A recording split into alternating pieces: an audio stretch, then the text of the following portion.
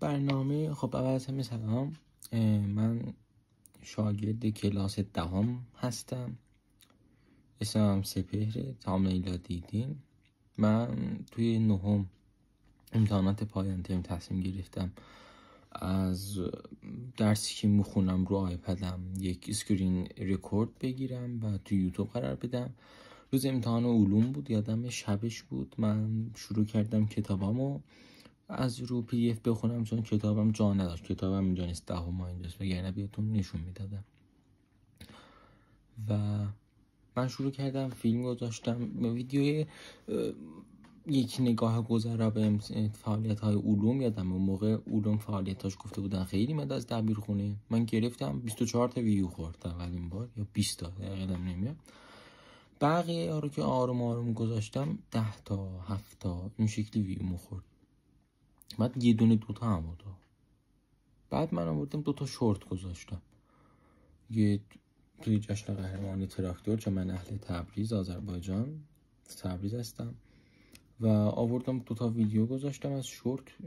ویو اومد 900 تا 700 تا 700 تا. و من برنامه داشتم از ابتدای تابستون که حالا من تیزوشان می‌خواستم بدم که ندادیم به دلایل جنگ. 20 روز بعد رفتیم دادیم. می‌خواستم فعالیتمو شروع کنم به صورت کامل، ادیت فلان، ولی خب به کم یه ذره گشاد علی هم یه ذره اون حس این که نه کار حوصله‌اشو ندارم. و امروز 8 مرداد ماه 404 هست. من دهمو شروع کردم بخونم. گفتم امروزم کار هست خونم، گفتم شاید این بهونه‌ای باشه که من بتونم خودکار باشم که بتونم تیکه ای از کارمو جلو ببرم. و ما یک مشهدی رفتیم بدون حرم. من خودم دوست دارم، ولی خیلی کم. حالا ولاگش هست، با دوربین گوشی گرفت شده، باید ایردراپ شه و ادیت شه. حالا اگه بشه و خدمتون قرار بدم. این یک اینفو کلی از من. و اینکه دیگه چی بگم، من خیلی علاقه بسیاری به کتاب، مجله، شعر، اینجور چیزا دارم و شاید جالب باشه براتون. الان نشرالگوی، بله دوربین از جاش پرید، نشرالگوی ریاضی دهم رو دارم میخونم، به امید حالا روزی که بتونیم دی اثری بذاریم بر روی جامعه و مملکت. دوربین از پای و هم چیز خاصی من وای فوکوس خرابتر کرد، روی سپهر سفید شد. درست شد. و اینکه و ذاتاً شخصیت خیلی مناسبی ندارم. این لهجه هم دیگه لهجه عادیه من نمیتونم کارش کنم. یعنی یه و چه حتما میگیری ترک باشیم.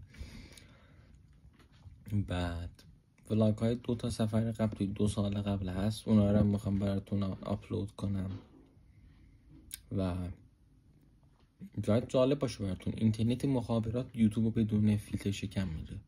نمیدونم این قضیه چیه، ولی اینترنت مخابرات این قضیه رو داره. بعد من عادت ندارم الان میگین روانی هی این ور اون ور نگاه میکنه، دوربین اونجاه، من هی عادت دارم خودم رو نگاه کنم، ولی خب باید اونجا رو نگاه کنم که چشم تو چشم باشه ما. و از امروز سعی دارم هم برنامه جزئیات. امروز برنامه‌مون بچه‌ها یه چیزی بگم. الان شاید بگین درس به چی درد میخوره. درسته، توی این نظام مملکت نه پولی بهمون میدن نه چیزی. هی ابرومو نگاه میکنم. بعد من دارم کچل میشم، رفته ما هم داریم میره عقب. حالا نهم خیلی استرس کشیدیم، زحمت کشیدیم، اب نداره. برنامه امروزمون بچه‌ها یک سری تست داریم از جزوه. یک جلسه رفتیم ما کلا فیزیک، ولی تست گفتیم. بخش اول دهم خوندیم، بکاهای اصل فرعی و چند تا تست گفته، چند تا هم که بودم 20-25-30 تاست. یک ریاضی داریم، ما درس 1 دهم رو تمام کردیم و درس 2 رو شروع کردیم، یعنی مجموعه ها تمام شده، رفتیم رو الگو دنباله هندسی و نصف نیمه گذاشتیم از کتاب اولمان گاج میکروگاج دهمه میزنیم. پس درس 1 تمام، درس 2 نشرالگو رو میزنیم و شیمی هم که خودمون میخونیم همونجوری که ببینیم پروردگار چی میخواد در آینده، حالا بشه نشه زنده بمونیم